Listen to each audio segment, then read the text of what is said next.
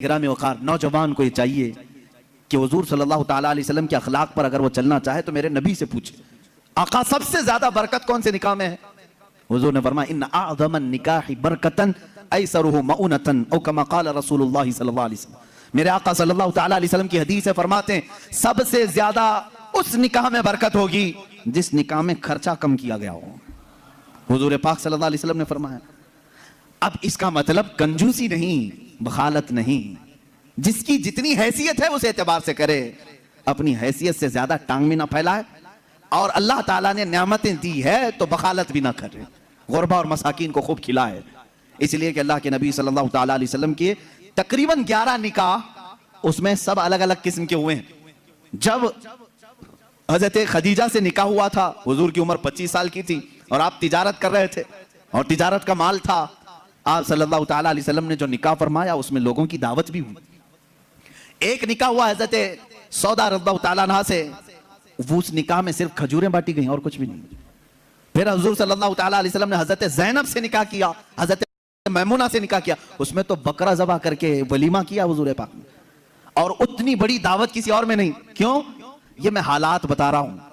جب تمہارے پاس مال تھا یا مال آیا ہے اس اعتبار سے تمہیں کرنے کی اجازت ہے، اور جب نہ ہو تو قرضہ لے کر کے دکھاوا کرنے کی اجازت شریعت نے نہیں دی ہے. شادیوں کے لیے اس طرح سے لوگ مقروض ہو جاتے ہیں.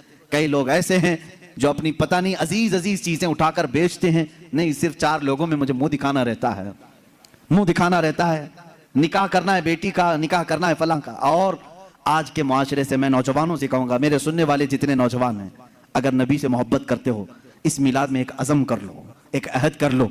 ہم میں سے جس کا نکاح ہوگا، ہم جس سے نکاح کر رہے ہیں، ہم سسر کے لیے بلا بن کے نہیں اتریں گے. ہاں آج بہت سارے داماد بلا بن چکے ہیں، بلا ہیں، وہ وبا ہیں، اس لیے کہ بیٹی ایک بار دیا ہے اور یہ بیماری زندگی بھر کی لگا لیا ہے. ہاں کئی لوگ ہیں ایسے، کڑوی ضرور ہے میری بات، جس نے اپنی بیٹی دیا ہے اور وہ پیچھے لگ گیا ہے. کل ہی ایک خاتون میرے پاس آئی، شادی ہو کر کے اس کے 9 سال ہوئے ہیں، بچے بھی ہیں. وہ روتی ہوئی آئی، کہہ رہی ہے کہ میری ماں، اس کی ماں بیوہ ہے، اس کے باپ کا انتقال ہو چکا تھا برسوں پہلے، اور برسوں پہلے میرے باپ کی جو پراپرٹی تھی خاندانی وہ میری بیوہ ماں کو ملی ہیں، وہ کچھ لاکھ روپے آ گئے ہیں. اور جیسے ہی میرے گھر میں معلوم ہوا ہے، شوہر نے مجھے باہر نکال کے گھر بھیجا ہے، جا تیری اماں کو جو پراپرٹی میں ملا ہے اس میں سے 2 لاکھ مانگ کے لے کے آ. معاذ اللہ ربنا، بھکاریوں سے کیوں شادی کرتے ہو؟ اس طرح کے لوگ جو اپنی عورت پر اپنا محل سجانا چاہتے ہیں ان کی حیثیت بہت ذلیل ہے، بہت ذلیل. میں آپ کو بتاؤں، تم برباد ہونا چاہتے ہو، جس کی خواہش ہے وہ مجھ سے پوچھ لے، میں بتا دوں گا. توبہ استغفر اللہ، کوئی نہیں چاہے گا. ہر کوئی برکت کا راستہ ہم سے پوچھتا ہے، لیکن یہ راستہ بھی میں بتا دیتا ہوں. جو اپنا بزنس اور اپنی برکت سب برباد کرنا چاہتا ہے، اس کے لیے بعض بزرگوں نے فرمایا وہ اپنی بیوی سے زبردستی اس کا مال لے کر کے بزنس میں لگایا ہو، وہیں سے شروعات ہو جائے گی نحوست کی. اس کے دل کو توڑ کر جو مال لے جا کر کے لگاؤ گے تو پھر وہاں سے، ہاں بخوشی دینا اور بات ہے، پسندیدگی کے ساتھ دینا اور بات ہے. بہت سارے لوگ شادیوں کے بعد اپنی بیویوں پر دباؤ ڈال کر کے ان کا سارا زیور اٹھا کر لے جا کر رکھ دیتے ہیں اور اس پر تجارت کرنے کی کوشش کرتے ہیں. کہاں کی برکت؟ کسی کا دل رو رہا ہے اور تم اپنی دکان سجانے جا رہے ہو. تمہیں تو شادی اس لیے کرنے کا حکم ہوا تھا، ایک کمزور مخلوق تیرے نکاح میں آ رہی ہے، تو کما اور اسے کھلا. یہاں الٹا ہو گیا، اسی سے تو کمانا چاہ رہا ہے. یہ الٹا نہیں ہو گیا؟ بہت سارے لوگ یہ انتظار میں رہتے ہیں شادی ہوگی تو ابھی مانگنا کیا کیا ہے، کار مانگیں کہ بائک مانگیں اور کیا کیا چیزیں مانگیں. ان بھکاریوں سے میں کہتا ہوں کھٹورا لو اور گلی گلی گھومو، ہر جگہ جاؤ، 1 سال میں بہت کچھ مل جائے گا. اور اگر تمہیں شرم آتی ہے تو میرے عزیزو، ایک خاتون سے اور اس کے باپ سے اس طرح کے مطالبے ہرگز نہ کرو.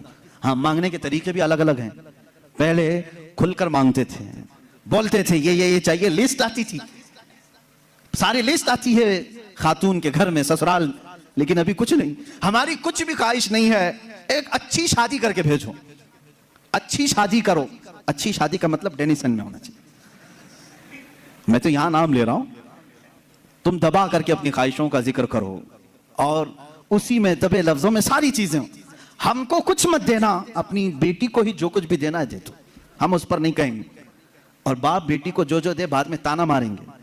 کیا تیرا باپ اتنا نااہل ہے تجھے ایک واشنگ مشین نہیں دیا؟ ارے یار